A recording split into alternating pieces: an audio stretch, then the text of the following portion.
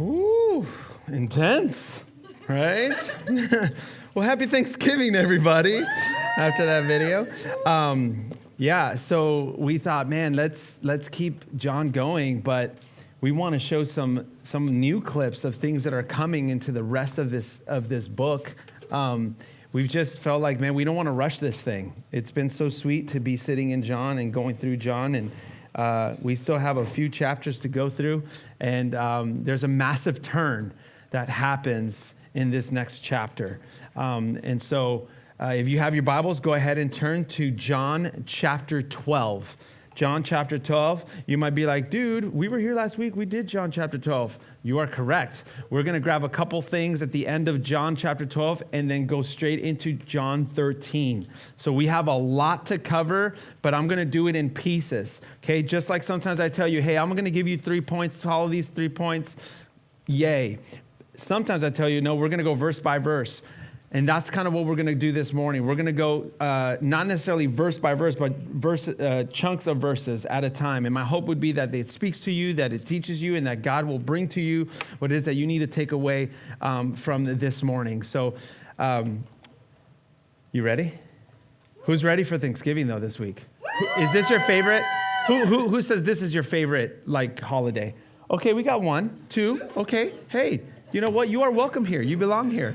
So, but as soon as Friday hits, Christmas. Anybody? All right, here we go. Fantastic. So if I don't see you between now and Thanksgiving, happy Thanksgiving. I hope you eat a lot of turkey, gobble, gobble, and have a great time. All right? Sweet. Okay, so John chapter 12. Say, I got it if you got it. Perfect. If you don't have a Bible, turn to your neighbor and say, hey, can I see over your shoulder? And you're like, absolutely. The Lord would love that. Okay, so a couple of things that I want to just say at the end of chapter 12, and then we'll move forward, okay? So here's why it's a big shift. If you were here last week, you saw that Jesus, there's this act called the triumphal entry. Jesus goes in on a donkey into Jerusalem, and he is like praised. People are freaking out because they're like, this is our Savior. This is the Messiah. And they're singing and praises, and they're shouting. A lot of them have just heard of what he did with Lazarus, that he raised him from the dead. And so they're just like, this is the guy. Yet what's crazy is just a few days later, the same people will be shouting, crucify him. And we will get there a few weeks down from now. But what they understood in their hearts was, this guy's going to save us from Rome. And when soon they realized, I don't know if that's right or if that's correct or if that's what we thought, this is way different. Why is he getting taken over? They kind of give up on that call. And that's super, super sad. But there's something in here because a turn is made. People have plotted to now kill him. And something Jesus says in toward the end of chapter 12 is basically like the whole turning of the ship. And in verse 27, chapter 12, verse 27, he says this, now is my soul troubled, and what shall I say? Father, save me from this hour, but for this purpose I have come to this hour. Mostly through John, you have been seeing Jesus say, what about the hour? What have we learned about the hour? Did anybody tell me? What have we learned about the hour? Every time it's used, yes. Yes, that it has not yet come. Jesus is saying that all the time. The hour has not yet come. Because everybody's like, dude, if you're the Messiah, if you're the Christ, get on a horse and swing that sword around. Show everybody who you are. And he's like, the hour has not yet come. The hour has not yet come. Not everybody needs to know everything just yet. The hour has not yet come. And now all of a sudden it shifts. In fact, a few verses just before that, right in the middle of 23, it says, the hour has come for the Son of Man to be glorified. Ooh. So the whole time up to this point, Jesus says the hour has not yet come. And now he's like Rafiki, it is time. It's like that moment. Here it is. It has arrived. And I wonder if I was a disciple hearing him the whole time being like, the hour has not yet come, all of a sudden he says, the hour has come, I'd be like, oh, what's about to go down? It's about to go down, right? And so here a whole shift is happening. So chapter 1 of John was like, here's what this whole book is going to be all about. I'm going to prove to you, I'm going to show you that Jesus is the Messiah, that he said he was the Messiah, that he was divine, and that he was human, 100% on both ends. And now I'm going to show you these next chapters and stories and miracles and testimonies of how that was true, now we're going into a whole new section where just in a few moments, we're going into what is known the upper room. It is the night before Jesus is going to be arrested. And he is hanging out with his best friends. And they're having a Passover meal in this upper room. And a lot goes down there. What I love about John is that he gives us the most like testimony and vision of what went down up there between Jesus and his friends. So this next few weeks, we're going to be covering the upper room and what happened in there. But before I go in there in verse 13, a couple more things I want to share with you. I love in verse 27 how he says, "Now is my soul troubled, and what shall I say? Father, save me from this hour."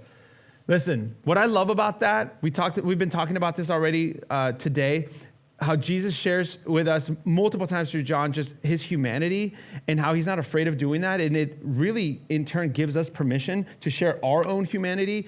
Here you have the perfect Prince of Peace, he's called in the scriptures. He knows the end. He knows why he's doing what he's doing. He knows that he has to go to the cross. He knows that he has to die. He knows that God is going to raise him back from the dead. He knows all of these things. He knows the end. And yet, what does it say? Now is my soul troubled. You know what he's sharing with us there? It's okay to show your emotion. It's okay to feel. It's okay to be troubled. Even if you know it's going to be okay, because you know the truth, because you've relied in the truth. Just because you have shaky days where you're sad, or you feel broken, or you feel like things aren't going your way, and you feel it, it doesn't mean that your faith is empty, or has left you, or is not strong enough.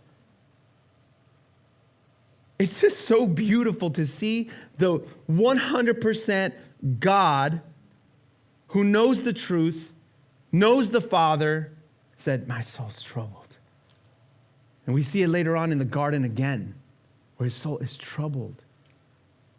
So that's just a little side note for you. And I want to quote one of my friends in this very room, Katie B., who put it this way: if peace himself can say, I am troubled, then why not us? Come on. It's true. Why not us? We run from our emotions. We run from feeling, or we equal it to, I must not be a good enough Christian. Was Jesus not a good enough Christian? Was he not strong enough in this moment? No way. So there's something about being able to 100% believe in Jesus, lean on Jesus, follow Jesus, and still have days, have moments where your soul and your heart is troubled. And it's okay, because he can handle it. Our God is strong enough for those things. He's strong enough for your doubt. He's strong enough for your emotional breakdowns. He can handle you. That's how strong our God is. So I just wanted to I couldn't run away from that, because it's just so cool to see part of Jesus' humanity in that. Let's keep going. So like I said, a huge turn here, right? In 27 through 28, the hour has come. It's time. Jesus is heading to his death to pay the ultimate price, to give his life. Now, John 12:36. I know, I'm jumping quickly, okay? Oh, sorry, wrong verse. John 12:44. Okay, we're going to jump to that. My bad. There's a lot. I know, I'm jumping here. John 12:44, okay? What I love about these next few verses is like, there's this back and forth going on. Jesus is like talking to some people. They're coming and asking him questions. Are you the Messiah? Like, he's talking to them of like, what are you supposed to believe in? Again, all through John, it's like, here's what you're supposed to believe. Here's what you're supposed to believe. Believe in me. And I love it here because there is a debate. There's going back and forth going on, like who believed, who didn't believe. And there's all kinds of theological like wrestling that can go on in the rest of 12. And either you can come talk to me afterwards, or you can talk to your life group leaders. There's a lot of good stuff in there. But toward the end of 12, Jesus is like, let me sum it up for you. And Jesus cried out and said, whoever believes in me believes not in me, but in him who sent me. I love how Jesus talks about that, because he's like, hey, to you, I'm just flesh and bones. I mean, really think about it. Put yourself in that situation. You guys, we have worship. We have the Bible. We have... we've had hundreds of years worth of like church and Christianese talk and all these things. These guys didn't. They had a man in front of them proclaiming to be God. And he's like, let me just tell you who I am. I'm so about the Father, and I'm so about God the Father and what he says, that when you're believing in me, you're not just believing in this flesh and bones. You're believing in the one true God. And he's pointing this neon light to God the Father. And he's like, and you know why I came? Look, 46. I have come into the world as a light, going all the way back to chapter 1. That the light came into the earth to bring light into our darkness. He's like, you are already walking in darkness. I came to bring you light, to enlighten you on the truth. And go down to the middle of 47. For I did not come to judge the world, but to save the world. He, again, is not here to just point fingers. He's here to do a job. You and I stood condemned. Those people stood condemned. He didn't come to judge them and to be like, let's go through your life. And what did you do? What's wrong? No. It's like, dude, I know you're a sinner. I know you're broken and in need of healing. That's why I'm here, so that you would even have a chance. And that's why Jesus came, to save the world. That's huge for us to understand. And I want that embedded in our head. These are the last conversations he's having with public people. And now he's about to head into the upper room. That's where it starts in verse 13, or chapter 13. Again, I'm going to go in chunks, or else we'll be here literally all day. Now, before the feast of the Passover, okay, so they're going to be having the Passover meal. If you don't know what the Passover is, real quick, it is a celebration that the Jews would have every single year to remember and to celebrate the story of Egypt, where God took Israel out, right? And he instructed them to sacrifice a lamb and to spread its blood on the doorposts of their homes so that his wrath would pass over them, okay? And then they would receive his salvation out of Egypt just moments or hours later. So they're here celebrating this. Jesus is celebrating this with them in this meal, okay? And when Jesus knew that his hour had come, there it is again, to depart out of this world to the Father, having loved his own who were in the world, look at this, he loved them to the end. Dude, isn't that cool? I love that John puts that in there. Like, it always excites me when I get to read that. Because Jesus does not stop loving us. He doesn't half love us. He doesn't love us only on our good days. He doesn't he's not partial. Like, he loves us all the way through. It's incredible, the love of Jesus Christ. And I love that he puts that in there. Now, during supper, when the devil had already put into the heart of Judas Iscariot, Simon's son, to betray him, that's a whole other conversation. Jesus, knowing that the Father had given all things into his hands and that he had come from God and was going back to God, rose from supper. I'm going to paraphrase here because there's a lot that happens here. Jesus is about to show them something incredible, something amazing. He's about to serve them in such a way that would make zero sense in their world. Jesus gets up from the table. He takes a cloth that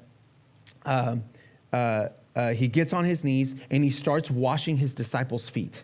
Okay, you've probably heard this story before. It was a custom that there would be like a foot washing station, or at least all the things that were needed for people to wash their feet. Why do you think? Because they didn't have sneakers back in the day. They didn't have the Nikes, right? They didn't have Adidas. They didn't have any of that. They had sandals or no shoes, and they were walking around in unpaved areas where feet were getting nasty and gross. And I don't know about you, but I like to take care of my feet. And so did they, okay? And so they would either, right when they entered or sometime while they were in certain homes, they would wash their feet, okay? It was a custom to do this. Now, a lot of the times there would be servants who would help do this for you, okay? And so all of a sudden, Jesus is like, I'm going to show you how much I love you. I've loved you to the very end, and I'm about to do something. He gets up, and he starts washing his disciples' feet. Again, some of you have wonderful feet. Good for you. Anybody get a pedicure lately? Anyone? Anybody like pedicures? Hey, boys, you better raise that hand, man. Pedicures are the bomb. Anyway, and so you have nice feet, right? But you're not running around in first century with sandals all over dirt where sometimes you step on horses' poop, right? I mean, this is gross stuff. And these are grown men, okay? For the most part, ladies have pretty feet. Men, I love you, but not the best all the time. Me included, okay? It's just how it is. And these are grown men from the first century, probably not ever had a pedicure, walking through the streets of the first century. And now Jesus is like, I'm going to wash your feet. Now, this was so out of character, so not a thing. It didn't make any sense to the disciples that even they were like, the heck? Peter goes, you can't wash my feet. And he's like, listen, if I don't wash your feet, then you have no part in me. Whoa. So Peter goes, this is Peter, foot in mouth always. But he goes to the extreme. Well, then wash my whole body. And he's like, whoa, time out, Peter. Chill out. All right, we're just going to wash your feet. It's going to be all right, okay? That's all we need to do here. It's kind of comedy there. But it's such a beautiful thing that he's doing to them. And he goes through each disciple, okay? And then once he's done, he says this to them. Verse 12. When he had washed their feet and put on his outer garment and resumed his place, he said to them, Do you understand what I have done to you? You call me teacher and Lord, and you are right, for so I am. If I then your Lord and teacher have washed your feet, you also ought to wash one another's feet. For I have given you an example that you also should do just as I have done to you. Truly, truly, I say to you, a servant is not greater than his master, nor is a messenger greater than the one who sent him. If you know these things, blessed are you if you do them. This is huge. He's like, I just showed you the extent that I'm willing to go to serve you.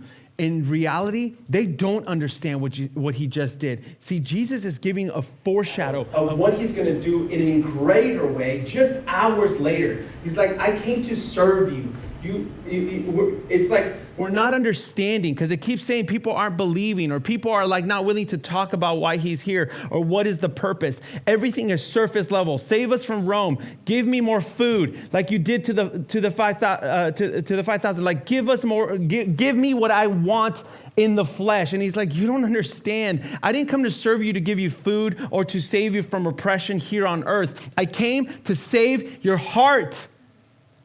I came to save you for eternity. I came to serve you in that way.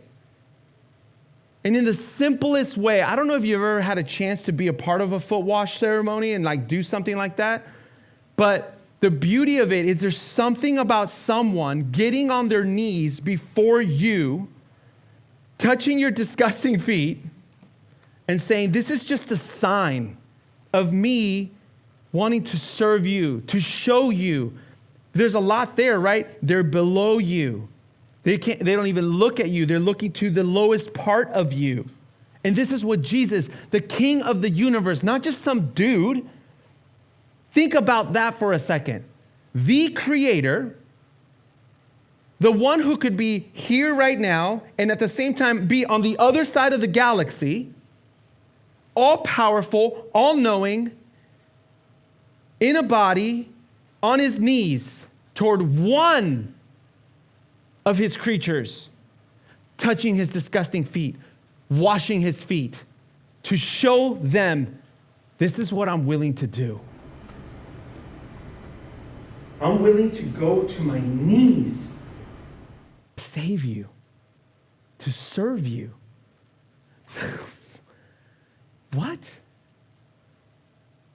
It's crazy. And now we'll read this, right? It says teacher and Lord. Basically, he's saying there, all authority on heaven and on earth has been given to me. And this is what he decides to leave them with. Remember, this is like the last conversation they're really going to have, right? You ever say goodbye to a friend? I've said this to you before. You ever say goodbye to a friend? Like the last things you say to them as they're like leaving the state or they're moving away or whatever, it's like it matters. Those last words matter. Those last moments matter. So everything Jesus is saying matters. already, but definitely in these last moments that he's going to be with them before he dies. And he leaves them with this. Look, you call me teacher and you call me Lord, and you're right to say that because I am. I do have all the authority. And because of that, I'm telling you, if I then, your Lord and teacher, have washed your feet, you also ought to wash one another's feet. Now, let me stop there for a second. We take these verses and quickly turn it into works. We see things as works. Ooh, okay, well, he did that, so I need to go do that. You know what that does to a person? It just puts them into obligation. If you know me, you know that I like to, once in a while to do foot wash ceremonies. I think there's something just powerful about them. So if you're long enough in this ministry, you're probably going to participate in one. But I'm just saying, I remember I did one a while back, and I had a leader who inside, they didn't vocally necessarily, a little bit toward me. They're like, just so you let you know, Arnold, I'm not going to do that. I'm like, oh, okay. Well, I'm like, okay, well, I basically said, we'll see. And then after it all went down, they participated in and whatever, and then we had a conversation, and they basically told me, the reason I didn't want to be a part of that was because I hate feet. I can't, I think of feet and I want to puke or whatever. It was like a thing, right? But the more we carved in and the more I thought about it, I honestly believe it was because of out of obligation to do the thing, it led her to just think surface level, mind level of being like, well, here's what I put together in my mind. If I'm being obligated to do this, I know I don't like feet, therefore I will not do it. But as soon as they were in the act, the beauty of what happened there was while they were there, they're like, wait, hold on a second. Be in the midst of it, they realize, no, wait, I get to do this. I'm invited to do this. Therefore, I will. Those are two very different ways to look at what Jesus is telling us here. We can look at it as like chains on, obligation. Now go do this thing. Serve everybody to the way that I serve them. I don't know why I Arnold Schwarzenegger type of voice. But that's what I'm saying. You hear that. And it says no, it's a get to. It's an invitation. See, Jesus is not asking you to do his work or to show somehow. Here's what I do. Jesus is not telling you to do his work or to somehow complete his service. Think about that for a second. It's crazy because we do that in our mind. We read this, it's like, oh, okay, I got to get to work because he's telling me to go serve people. No, Jesus is not asking you to go complete his service, to complete his work. He already did it. It's done. All he's saying is now that I did all this thing and I've loved people well and I've loved even you well and I've served them well and I've served you well, I'm inviting you in. Why? Oh, I'm glad you asked why. Here, go to 17. Because if you know these things, what does it say? Blessed are you. Blessed are you if you do them. Again, it's not like, you know what, I'm going to go do this so I can be blessed. That's not the mindset. It's that you get to go step into this and you know the beauty of being in the midst of it. You're going to experience blessing. And that's a beautiful thing because God wants that for you. It's a mindset. You can step into serving others. You can step into loving others. You get to do that. And in that, blessings do come through that. Now, we don't walk in there expecting it like, Jesus, I'm going to do this because you said, if I do this, I will be blessed. That mindset, get it out. Because that will just turn things into obligation. Right? How many times have we said, yeah, you know what? I'm going to go to a mission trip. I'm going to go serve these people. I'm going to serve my friends. You leave here, you feel encouraged, and I'm going to go serve them. And then you're like, man, this service thing stinks. Nobody's looking at me. Nobody's thanking me. No one's noticing me. That's the wrong mindset, right? Because Jesus never said that washing nasty feet was fun. That's not the point. That's not the point. Serving is not necessarily fun. But we get to be a part of it because being in the midst of it, the blessings that come are incredible. Here's a story of mine. Years ago, I was on a missions trip. And we were working with these kids in elementary school. And we worked with them all week long. And at the end, we're like, man, how can we bring something back to our youth group that would be fun to just remember these children, whatever. And I was like, boom, let's do a foot wash to show them how much we love them and we'll serve them and in a physical matter, because a lot of my students couldn't speak the language that these kids spoke. So like they had a hard time, right? A lot of it was action, showing service through action. And they did all week long. I was like, but how cool if we did a foot wash? Then we painted the bottom of their feet and like put their feet on like paper and like we can get the prints of the bottom of their feet and then they can sign it. And then we'll take it back home and we'll put it on our wall and we'll remember to pray for them by seeing their cute little elementary feet. That was the plan, right? It's fun. Plus you get to mess with paint and they get all ticklish when you like paint the bottom of their feet. It's super fun. So we're getting through this whole thing, and there's a kid sitting in the back, and he's literally like this. And I asked the teacher, I said, hey, what's going on with our friend over there? He's like, he doesn't want anybody to wash his feet.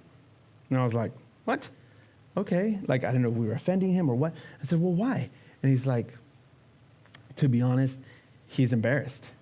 And I was like, why? He's like, those are the only shoes and the only pair of socks he owns. And because of that, there's just no way in his mind that anyone could see or touch or smell his feet. So immediately it was like, that's the kid who I'm washing his feet. Because I've been letting my students like do all of it. And I'm like, no, I'm washing this kid's feet. This is a must for me. So I go and I talk to him. I could speak Spanish to him. And so he agreed to it. So he sat there and I'm on my knees. And in that moment, it's like I was him. And because I'm taking off his shoes, and I kid you not, you guys, his socks were basically like crusted onto his feet. And the look and the smell and the feel was rough. But it didn't matter in the moment. And when I look up at him, his head would be down like this, knees up to his face. He could not look at me as I'm taking his socks off, I'm taking his shoes off, and I'm wiping his feet. And I couldn't help but think, this is me. Every day feeling this shame that just wants to take me away from God, not let him serve me. Because I'm not good enough, because I smell, because I suck, whatever it is. And you know what was crazy is as we took those shoes off and we took those socks off and we cleaned it away, slowly he started looking up. He started kind of rising up. His hands started unfolding. And before you know it, we finished the whole thing. I'm trying not to just cry like a little baby because in this moment, it's just such a moment between me and this kid, but really between us and God. And then before you know it, he's up and he's running around, and now he's a part of the rest of the crew and the rest of the students. We had pizza for them the rest of the time, and he could enjoy his time. Why do I tell you that story? Because, oh, look how much I serve this kid? No, because look how much it was a blessing to my heart and to his, and hopefully years later to your heart. That in that very act and in that very moment, God used it to teach us something, to bless us with it. It's a beautiful thing. All right, let's keep going. Let's jump to John 13, verse 21. Yes? No. Yes. But I'm not going to talk about all this. Here's what's happening here. Just so you know, here's the next few verses are all about the betrayal of Judas. Jesus knows that he's going to betray him. He knows that he's going to turn his back on him. He knows he's going to go sell him, basically. Okay? And so he tells them, go do your thing.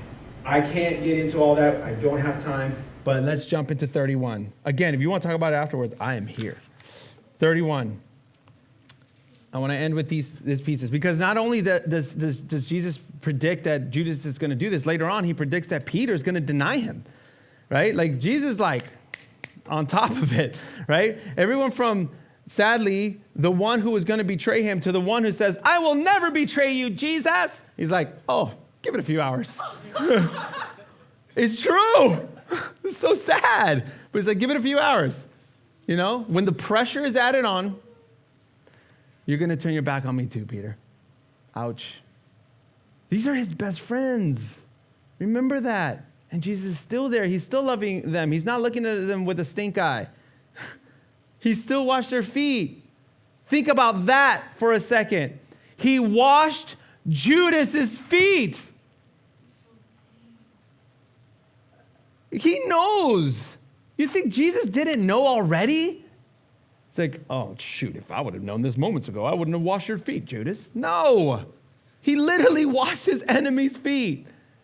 This is the extent of our God's love and service to his creation. All right. 31. When he had gone out, that was Judas. Now Judas is out of the room. He left.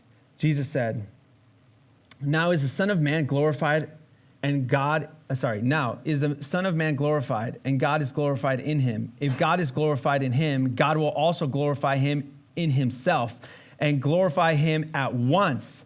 Little children, yet a little while I am with you. You will seek me. And just as I said to the Jews, so now I also say to you, where I am going, you cannot come. Jesus once again testifies to his glory and the Father's glory. And if you go back to the end of 12, there's actually another moment where like God the Father rips through the sky and speaks and people hear how glorified he is with Jesus. It's a beautiful scene. Jesus ties his glorification, though, here to his death. And that's huge. He is leaving soon. He's going to be gone. He knows it. They don't fully understand it. Man, how hard that must have been for Jesus. Right? He's telling them, listen, this is what's going to happen. And they're like, okay. Because remember, in their brain, they're thinking of prophecy. They're thinking this is the Messiah. They're thinking this is the Christ. How could he die? He just got here, right? He just exposed himself to us and all these truths to us. Why would he die? And it's not landing, but he's telling them, he's letting them know. And then we get into this wonderful last two verses I want to focus on and we'll be done. 34. A new commandment I give to you, that you love one another, just as I have loved you. You also are to love one another. By this, all people will know that you are my disciples, if you have love for one another. To love one another, just as I have loved you. I love what he is saying here, but let's unpack it for a second. How did he love them? He served them. He cried with them. He was patient with them. He had eyes for them. He was gentle with them. He was sacrificial toward them. And guess what? We get to be a part of that. Notice that I didn't say, in the midst of that, when we're called to love, those are the things that we can be a part of. We can be sacrificial. We can be caring. We can be loving. We can have eyes for those who are broken. We can reach out to those who are broken. Notice how I'm not saying be perfect. Be perfect to others. Jesus is not saying, hey, you need to go be exactly like me to everybody. He's not saying that. He says, use my examples. Look to me. If you need examples, if you need an idea, right? Because he knew that there was going to come moments, and hasn't this happened for you? There's going to come moments where people in your life hurt you so bad that you're like, there's just no way I can love that person. And Jesus is saying, in that moment, look to me. Use me as an example. I washed Judas's feet. The one who literally betrayed me so that I could be killed. Just use it as an example. Use it as an encouragement. But by no means, look at me, think that you have the exact power or calling on your life to be Jesus. Because you're not Jesus. You can't fully love like he did. Because that would mean you need to go get your back ripped apart and hung on a cross. And I'm sorry, but I don't think you're willing to do that for anybody in this room or anybody on this earth. And even if you did, that still wouldn't fully be the completion of God's love. But we can look to him as an example of how he loved and how we can love and care for others. It's just our mind wants to turn it into this obligation type of things. You create a list, you create rules. We want to jump through certain hoops because we want to control the situation, because our flesh tends to wander into idolatry, especially in the context of that final verse. By this people will know. Okay? By this people will know that you're my disciples, by how you love one another. In the context of that verse, very quickly, it's a beautiful verse to live by, but when it turns into a slave toward the world type of verse, then we must be careful here. When we say the only way people are ever going to see God's love is if I show it to them, that is crazy pressure and a prison. Jesus already loves well, is already doing the work of bringing people to himself. You know how I know? Oh, I'm glad you asked. Go back real quick to verse 12:32. Look at what verse 12:32 says. If you don't want to turn that fast, I'll read it. And I, this is Jesus talking, and I, when I am lifted up from the earth, will what? What does it say? No one got there? Great. Draw all people to myself. Not when Arnold is lifted up, will all people be drawn to God. When Katie is lifted up, all people will be drawn to God. That's not what he's saying. He is not putting the saving agenda, the saving power, the call of salvation on you and I's life. He's not doing that.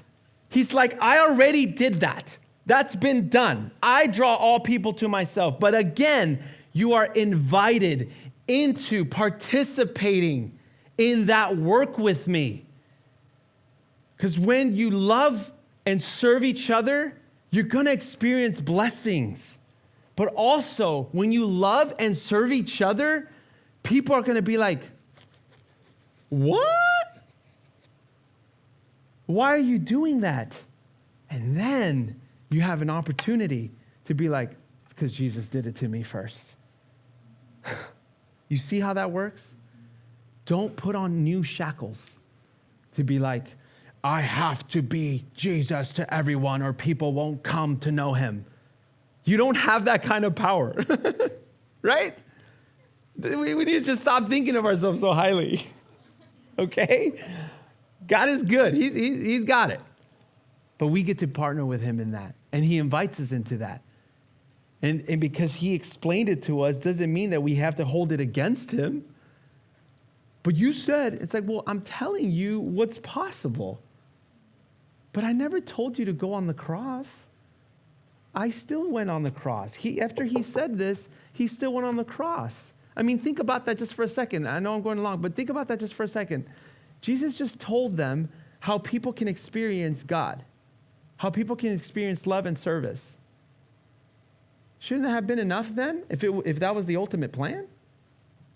And be like, okay, bye, going back to heaven.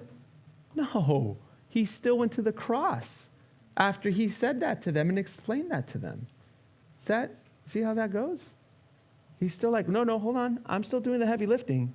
But I invite you into this work with me. And that's my hope for you. Some of you are going to be put to the test to this very week. Because there's some family members that are going to come into town. Now you're like, dear Jesus, help, right? Right? And so I encourage you. Show them love. Show them service.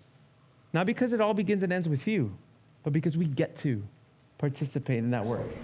Because the Savior of the universe, Savior of our lives, the one who loves us so much, the creator of the universe, came down to earth.